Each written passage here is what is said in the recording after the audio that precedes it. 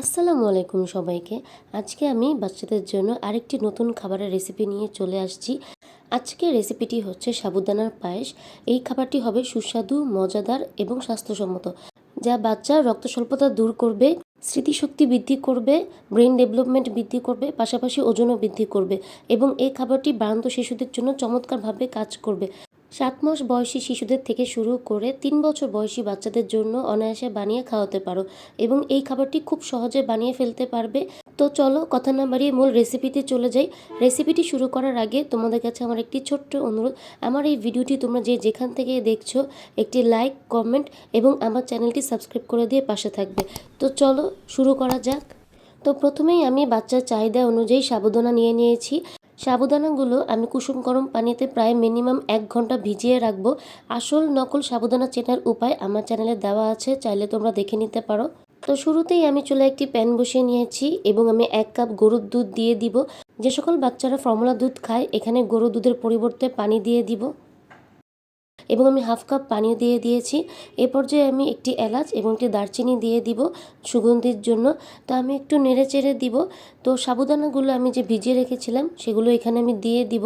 তো সাবুদানা দেওয়ার পরে আমি এখানে একটু নেড়ে চেড়ে দিব।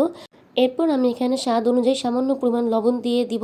1 বছরের নিচে বাচ্চাদেরকে লবণ দেওয়া যাবে না। তো এই পর্যায়ে আমি সাবুদানাগুলো রান্না হতে দিয়ে দিব। আমরা মায়েরা কম বেশি সাবুদানা চিনে থাকি। সাবুদানা যেহেতু গাছের শিকড় দিয়ে তৈরি, এর পুষ্টি গুণাগুণও অনেক বেশি এবং বাচ্চার হাড় মজবুত করতে এই সাবুদানা চমৎকারভাবে কাজ করে, কারণ এতে রয়েছে ক্যালসিয়াম এবং ম্যাগনেসিয়াম, যা বাচ্চার অন্ত্রের স্বাস্থ্যকে ভালো রাখতে সাহায্য করে।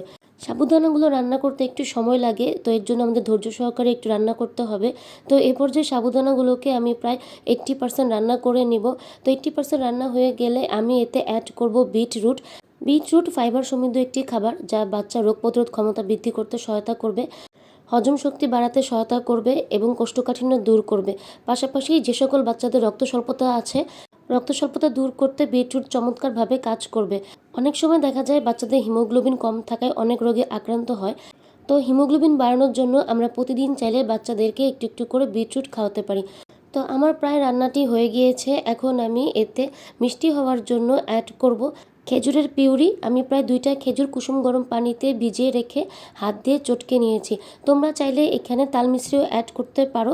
তো আমি সবসময় খেজুরটাই পছন্দ করি, কারণ খেজুরে পুষ্টি গুণাগুণ অনেক এবং বাচ্চারা খেতেও পছন্দ করে এবং এতে প্রাকৃতিক মিষ্টি রয়েছে।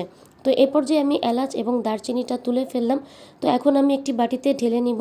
তো এই হলো আমার আজকের সাবুদানার রেসিপি। এই খাবারটি পুষ্টি গুণাগুণে ভরপুর, বাচ্চারা অল্প পরিমাণ খেলেও অনেক বেশি পরিমাণে পুষ্টি গুণাগুণ পেয়ে যাবে। তো তোমরা চাইলে এই খাবারটি প্রতিদিন একবেলায় দিতে পারো নাস্তা হিসেবে, সকাল বা বিকালে। বাচ্চা দেখবে খুব মজা করে খাবে এবং সকল প্রকার পুষ্টি গুণাগুণ এই একটি খাবার থেকে পেয়ে যাবে। যে সকল বাচ্চারা একদমই খেতে চায় না, এই খাবারটি বানিয়ে দিলে দেখবে তারা মজা করে খাবে এবং পাশাপাশি ওজনও বৃদ্ধি হবে। তো আমার এই আজকের রেসিপিটি যদি তোমাদের ভালো লেগে থাকে, অবশ্যই একটি লাইক, কমেন্ট, সাবস্ক্রাইব করে দিয়ে পাশে থাকবে। তো আজকের মতো এতটুকুই। আল্লাহ হাফেজ।